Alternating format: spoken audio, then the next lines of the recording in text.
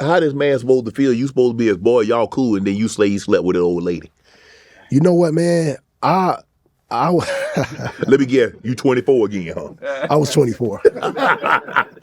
Nah, but you know what? I met Kim before Ye. Even though you met her before Kanye, and I'm not saying it's true or untrue, but let's just say for the sake of argument, this is true. Why would you bring that up and say it publicly? Man, sometimes I guess man, 24. Damn. No, I think I was probably 30 then.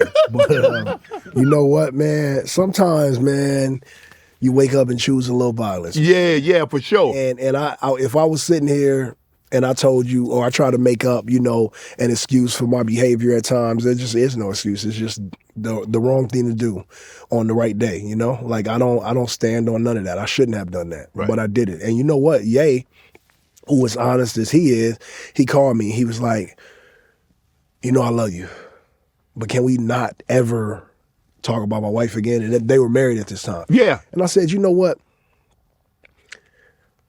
Even though I'm bigger and stronger, you got that. Right. So I gave it to him. I was like, man, I'm not going to do that no more. And I haven't, Did you call her and apologize? Nah. I don't think you got to apologize to them. Yeah, you do, man. You put that woman business out there like that. Game, damn.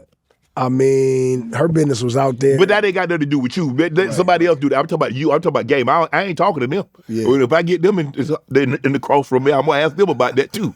Yeah, man. You know what it is with Chris. I got a lot of love for Kris Jenner, man, and Khloe and Kim and Kourtney, man, still to this day. Yeah. And, we came up together too. Yeah. When we was going around, partying in LA in the beginning, the early stages of my career, it was Paris, Kim, Khloe, Kourtney, we was all chilling. But yeah, man, it just, sometimes it is what it is. But I'll apologize to Kim today. Yeah, I appreciate it. Go ahead, right there. Oh, right here.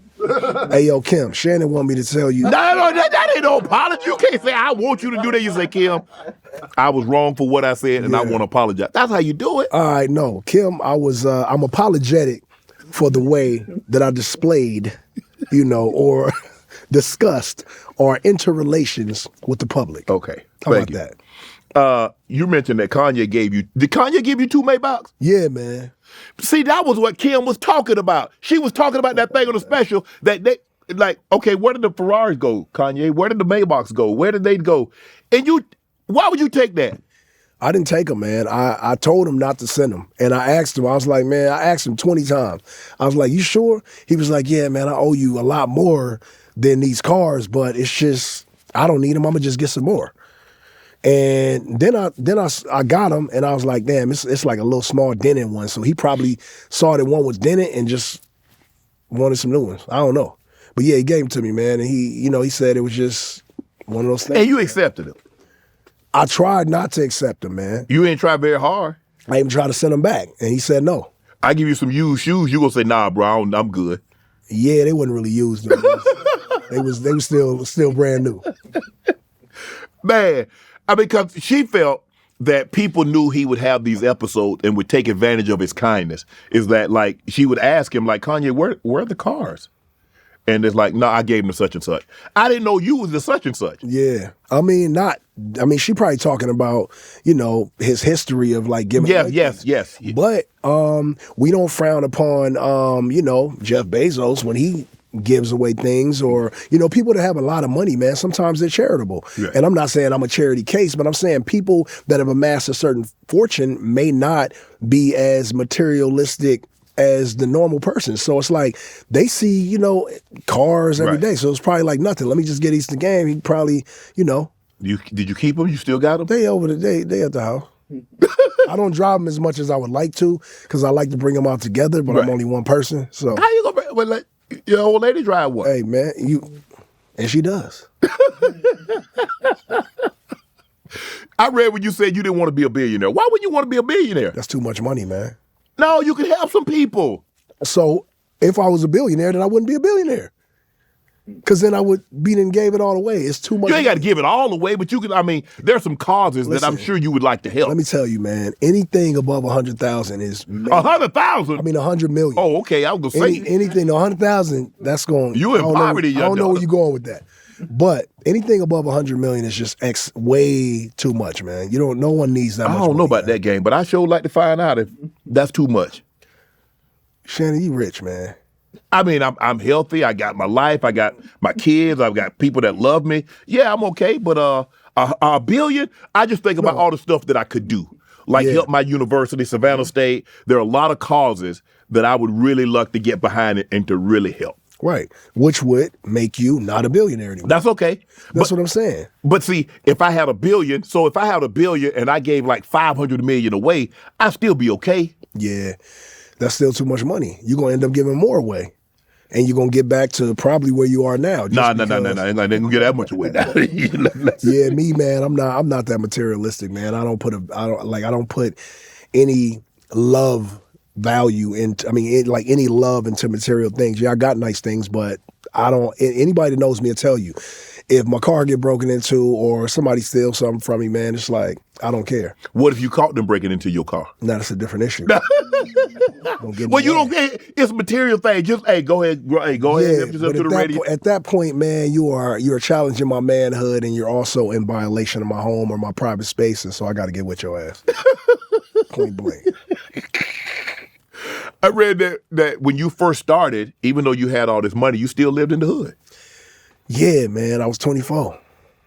It just 24 was really an effed up year for you, man. It was. You did a lot of crazy ish. It was because I had money, man. I had a lot of money. I remember at one point in time, man, I had $4 million in the safe, right, in the hood, and the reason I did that is because every morning I wanted to see it. Right. I wanted to open the safe and see and make sure that I was still rich.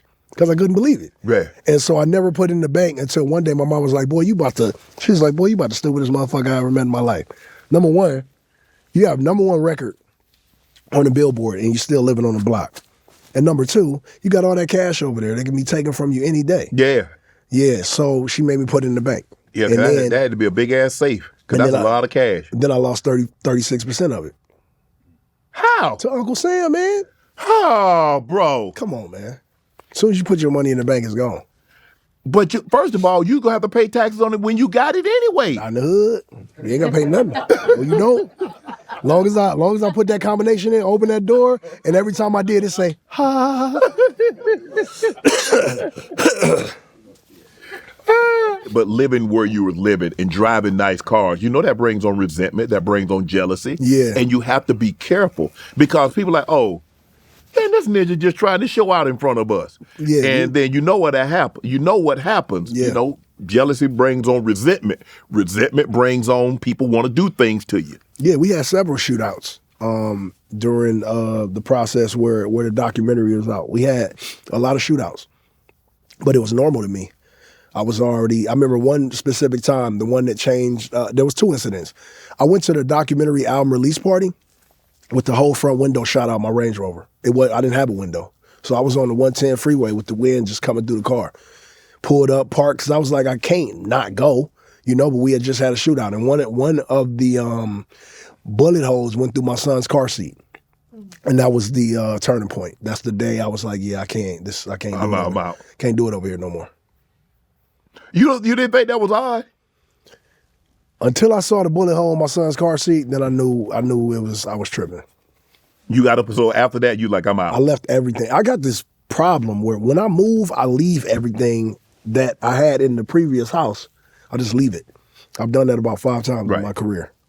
But you purchased some homes on the block. All of them. Yeah, and I had but see, that's another thing why it was hard to really take advantage of us in the hood because we lived on a cul-de-sac. Right. So if you came down there, you was trapped. There was no outlet. Yeah, you got it. And so it was 1, 2, 3, 6 houses on the block. We had them all. All the homies lived in all the houses. And before you even made a right on the block, somebody would stop you at gunpoint on the corner, roll your window down, and ask you who you here to see. Now, had I did that in this day and time, I'd be up in that thing fighting a Rico. Yeah, for sure. Yeah. But again, something about when I was 24, man. It might be Kobe, It's my lucky number. Want to join Club Shay Shay? Become an official member by hitting that subscribe button, where you never know who's going to be joining us for drinks and conversation. Don't be late to the party because you know we like to do something before two something.